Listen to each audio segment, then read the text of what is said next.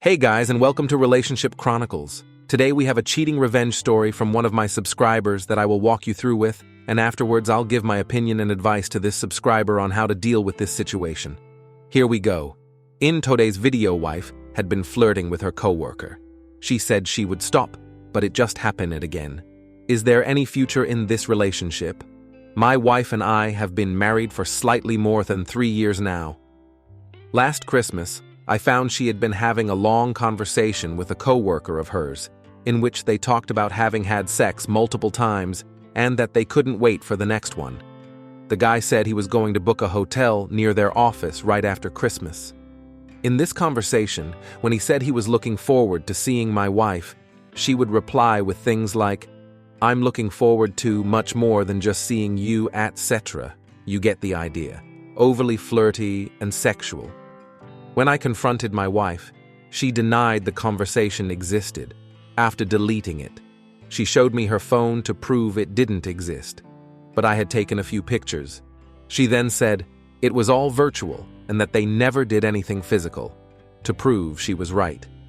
She messaged her coworker in front of me, asking if he had booked the hotel. He replied, "Not yet." She then asked if he was really expecting them to meet, to which he replied negatively. She promised they would never talk again, and I agreed simply because I love her a lot and wanted to trust her.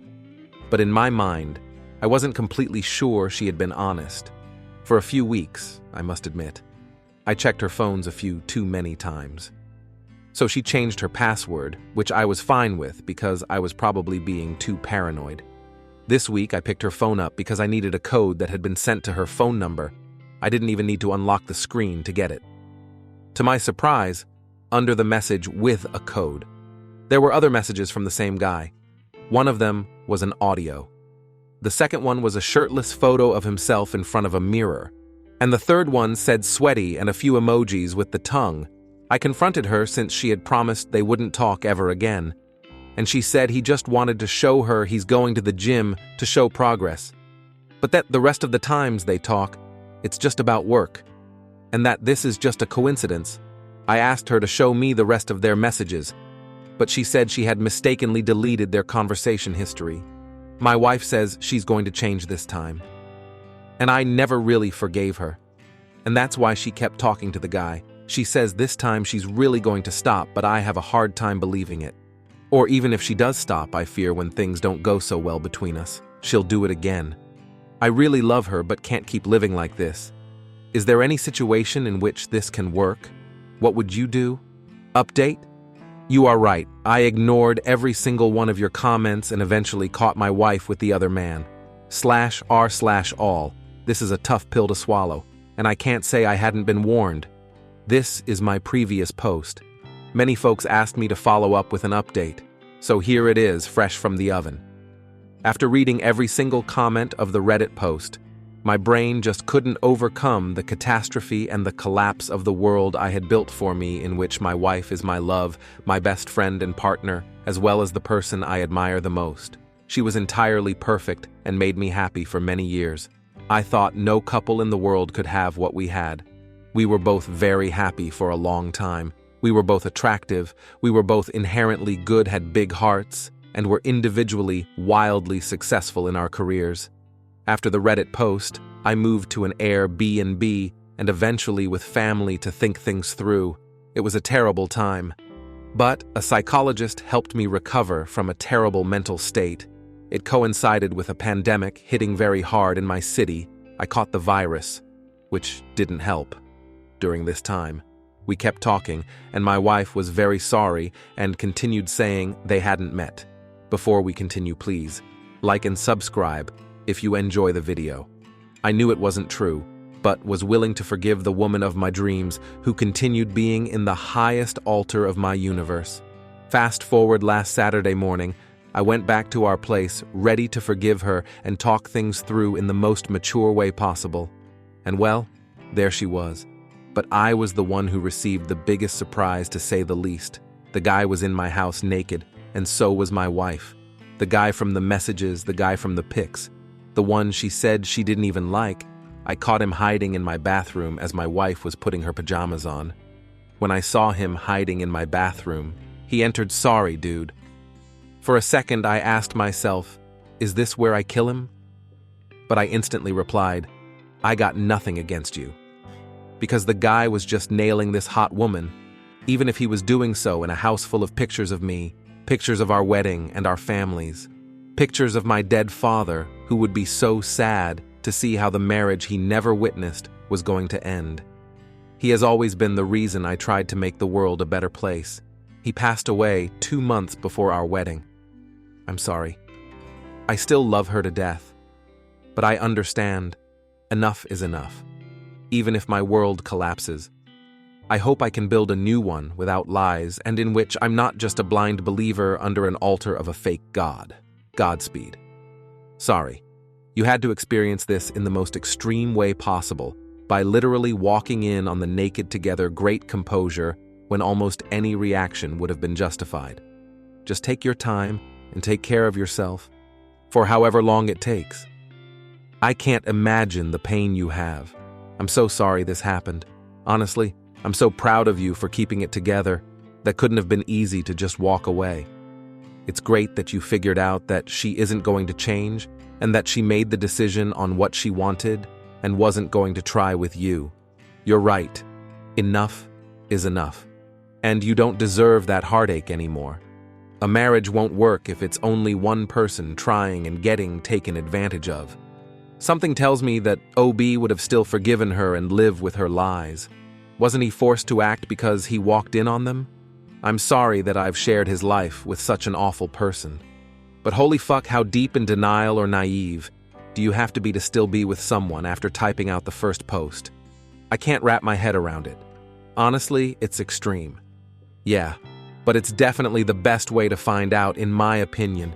It removes the ability for them to lie and twist it like you're just being paranoid. I remember being obviously angry when I got actual proof that she was cheating. There was only text messages talking about when they had sex. But as well as being angry, I was relieved because I didn't feel crazy anymore. Unfortunately, I trusted her one more time and got led down the same trail with her next partner. My coworker never got actual proof until after I got tired of being paranoid and divorced her. Then, of course, people I knew confirmed my hunches a few months after the fact. I personally just wish I would have caught her with a dude. The first time would have saved me a lot of time and anguish in the long run. He's got a cool head, ice cold. I always think the third party isn't really to blame since he has no obligations to the couple. Albeit still an asshole, but finding him naked with my partner in my house. I don't know if I would be able to control myself unless he was twice my size. You are too good for this world up. This is a lesson I failed to learn again and again. I guess I was more afraid of being alone than I was afraid of staying with someone who evidently didn't love me. She cheated on my sorry, asked numerous times, and I forgave everyone. It even got to the point where I told her if she cheats on me, I don't want to find out about it. I just accepted it was part of our dynamic then. Thankfully, she left me for some other dude she repeatedly promised me was just her friend. I begged her to stay, and she didn't. That finally allowed me to look at myself and my own issues and take the time to heal. I'm doing really well nowadays. I have a daughter, and so I know deep inside that I can trust no matter what. And man, what a whiplash it is to be in a healthy relationship after living in red flags hill. God fucking speed, man. Your wife will never be sorry for what she did. But she'll keep saying she's sorry, dozens, probably hundreds of times, to try and keep her word from crashing down. But you will be manipulated no more. Do not leave your marital home under any circumstance. Find a good lawyer and start filing for divorce. You will come out of this a better man. There is light at the end of the tunnel. Man, it's angering to read. What happened to you is awful. I'm 2 years ahead of you. I took a good 6 months to make sure I grieved, thought things through, and didn't date. I highly recommend it. Let yourself get through your feelings. But don't let the garbage keep you down. I can truly say my life is 100% better than it was. Now I laugh because the trash took itself out. After everything that happened, she did me a favor. Hard to see now, but better to not waste another second with a terrible person like that. And the guy who cheated with her. Don't worry, he's a fool if he thinks that what happened to him. Guess what happens when you involve yourself with a cheater you get cheated on? You can do this. If one man can soak in another. I also suggest getting out and doing things you love. I got a new obstacle course racing, haha.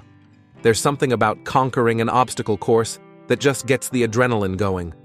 Restrictions are still varying, but get out and do things you love. Don't sulk. There are good people out there, but obviously you had one of inferior character.